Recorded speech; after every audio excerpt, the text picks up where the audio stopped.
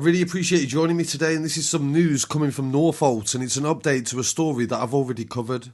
Regular viewers of the channel will remember the story that I covered the other day where two men had mysteriously burnt alive in parks across London within a 2-week period. Thank you to everybody that watched that story, and also thank you to Dave Nathan for his coverage from the scene. There is an update in relation to one of them cases, and this is the most recent one in Northolt. Two men have actually been charged with the murder of the man inside the park. The victim has been identified as 28-year-old Subere Badade, and the police have charged two local men with his murder. Samuel Stewart, 35 years old from Northolt, and David Pilgrim, 32 years old, also from Northolt, were charged on Sunday the 19th of June with the murder of Subere.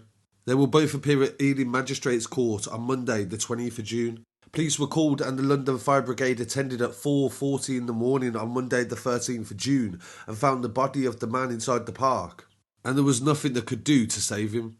A blue tent was erected in the park and forensics were using drones to search the area.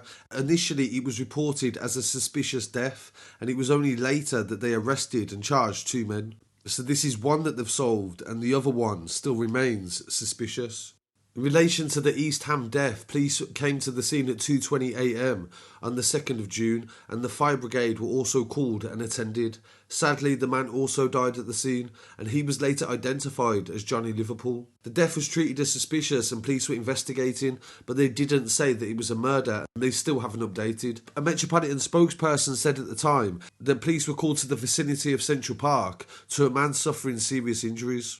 A crime scene was put in place and forensic examination is ongoing. Another development with that story is that My London newspaper interviewed friends of Johnny who were very adamant that Johnny would not have taken his life and this was not an accident or anything like that. They also said that he'd had an argument with people earlier on in the day and they believed that his death was suspicious.